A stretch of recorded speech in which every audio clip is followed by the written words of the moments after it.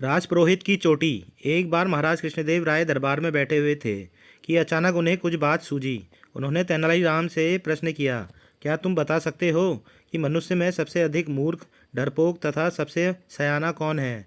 तेनालीराम ने एक दृष्टि राजपुरोहित पर डाली और चटखारा सा लेते हुए कहा, जी महाराज, ब्राह्मण सबसे अधिक डरपोक व कुछ मूर्ख होते हैं, जबकि वैश्य सबसे अधिक सयाने होते हैं।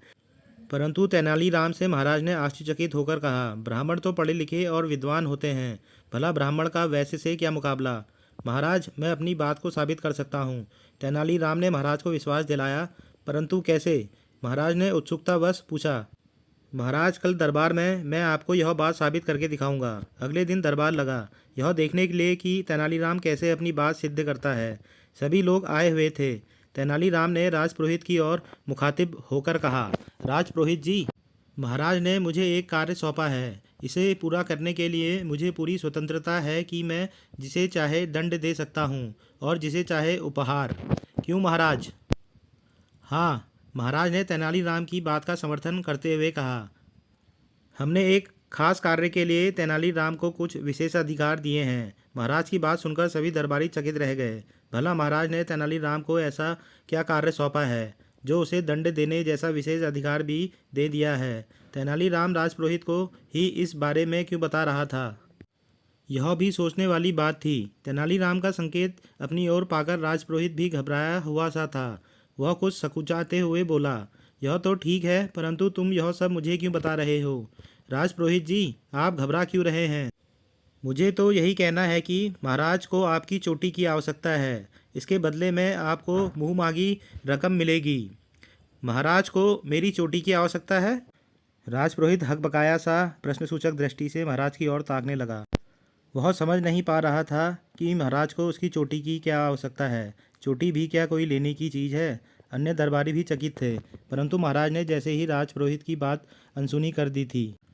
तभी तेनालीराम बोला, राजपुरोहित जी, सोच क्या रहे हैं? क्या आप महाराज को अपनी चोटी नहीं देना चाहते? नहीं नहीं तेनालीराम जी, राजपुरोहित घिघियाते हुए बोला, महाराज की आज्ञा शिरोधार्य है, परंतु यह चोटी मेरी विद्वता की निशानी है, मेरा मान है। ओह, तो यह बात है, आपका सम्मान महाराज की इच्छा से बढ़कर है। तेनालीराम ने व्यंग कसा, फिर डपटते हुए कहा, जीवन भर आपने महाराज का नमक खाया है, आज एक मामूली चोटी के लिए आप इतने नखरे दिखा रहे हैं। महाराज तो आपकी सलामती ही चाहते हैं। वे यह भी आदेश दे सकते थे कि पुरोहित जी का सर कलम कर लिया जाए और चोटी उखाड़ ली जाए। तेनालीराम की बात सुनकर राजपुरोहित की कपकपी छूट पड़ी।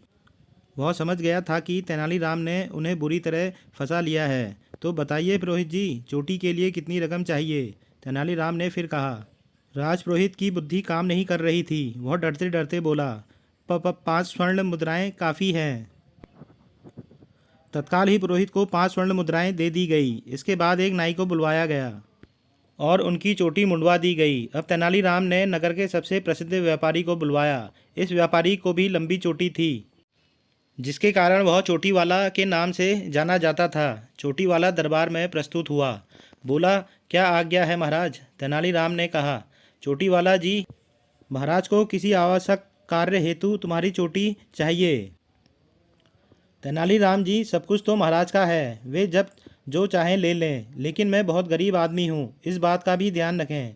तुम्हारी चोटी के बदले मैं तुम्हें मुँह मांगी कीमत दी जाएगी। तेनालीराम की बात सुनकर चोटी वाला खिस नपोड़ता हुआ बोला, है, यह तो महाराज की उदारता है, परंतु अब क्या सरकार? बात यह है कि मेरा गुजारा इस चोटी के दम पर ही होता है। व्यापारी अपनी चोटी पर हाथ फेरते हुए बोला, जब मेरे पिता का स्वर्गवास हुआ था तो मुझे धन की अत्यधिक आवश्यकता पड़ी। उस समय मैंने अपनी चोटी ही गिरवी रखवाई थी, जिससे मुझे 10,000 स्वर्ण मुद्राओं का कर्ज मिल गया था। इस तरह जब कभी भी मुझे धन की आवश्यकता होती है, मैं इसी चोटी के नाम से उधार उठाता हूँ। साफ साफ बताओ, तुम कहना क्या चाहते हो? कितनी स्वर्ण मुद्राएं चाहिए तुम्हें? जी हजूर, 30,000 स्वर्ण मुद्राएं। चोटी वाला ने हिचकिचाते हुए कहा। ठीक है, तुम्हें यह मूल्य चुका दिया जाएगा। महाराज के आदेश पर चोटी वाला को 30,000 स्वर्ण मुद्राएं दे दी गई। इसके बाद वह नाई के आगे बैठ गया।